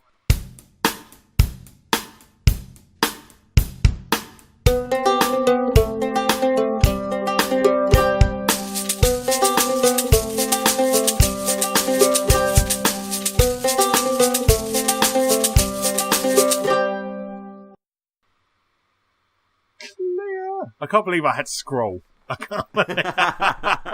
was like, what do I say next? Where is it? I was like, no.